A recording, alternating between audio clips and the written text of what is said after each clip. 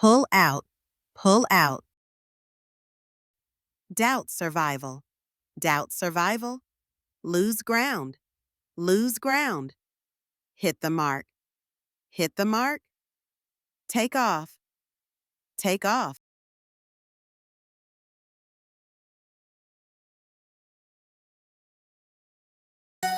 Welcome to the Deep Dive. We pull out the key insights from important sources, and today we're looking at a really incredible business story. It's AMD's comeback. Yeah, quite the transformation. Definitely. Our source material is mainly from AMD's resurgence, a tale of innovation and leadership. And, for so long, AMD felt like, well, the underdog. Always. In Intel's shadow. Exactly. So the big question we're digging into is, how did this company, which honestly looked like it might not make it, turn things around so dramatically? Well, it's quite a story. If you go back, AMD started in 1969. Engineers from Fairchild Semiconductor, one of the Silicon Valley originals. Right. But like you said, for decades, they struggled. Performance gaps, delays, not nearly the resources Intel had. Some analysts seriously doubted their survival. It looked pretty grim. Dire is a good word for it. Okay, so against that backdrop, the source highlights a real turning point. Dr. Lisa Su becoming CEO in 2014. Stock was at, what, $2? Just $2, yeah. And losing ground everywhere. So what was it about her? What did she do differently that started this shift? What's really interesting, I think, is that she saw past the immediate problems.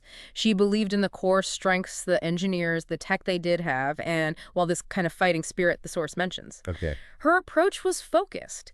Build a solid long-term roadmap. Cut out things that weren't core, even if they made some money, and crucially, launch a completely new architecture. It was about making a clear strategic bet. And that bet was the Zen architecture, right? Yeah. Came out in 2017. The source calls that the real game changer. Absolutely. Zen was it. What did it actually do differently? I mean, beyond just gaining credibility. Well, Zen wasn't just an update. It was a fundamental redesign. It delivered strong single-core performance, which they'd struggled with, and great multi-core performance. That combination was key. I see. So it hit both marks. Exactly. Suddenly, they weren't just competing with Intel. They were often beating them in benchmarks, especially for, gamers and professionals. That changed perception fast. And then came Zen 2, Zen 3. Right. Each generation built on the last, grabbing more market share. Ryzen processors for desktops and laptops took off. Gamers loved them, creators too. And their EPI chips started making serious inroads in data centers. Which is a huge market. Massive. But yeah, like you hinted, they didn't just stick to CPUs. No, they went after GPUs too, right? With Radeon, taking on Nvidia.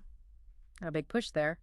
And now, looking at today, they're heavily investing in AI chips. That MI300 series is a direct shot at the AI boom. And it's already being used. Yeah. Platforms like ChatGPT, Meta's Llama, they're using AMD's new AI chips. So they're definitely in that race now, too. That's quite an expansion. The source also mentions reputation, reliability, innovation under Su. Yeah. How important were partnerships in all this? Oh, critical. Absolutely critical.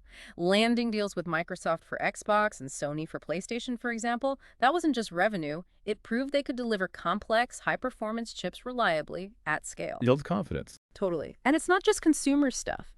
Even Formula One Mercedes using AMD chips to push performance limits. It shows their tech is trusted in really demanding fields. So when you pull back, what's the core message here? It really feels like proof that strategy and leadership can, change everything, even against giants. I think that's exactly it. AMD's story shows that smart strategy, strong leadership, and just relentless execution can shift the power balance. You don't have to stay the underdog if you innovate effectively. It's amazing how much AMD tech is probably around us every day, often without us even realizing it. Yeah. Powering PCs, game consoles, maybe even the AI we're starting to use. It's pretty pervasive now, yeah.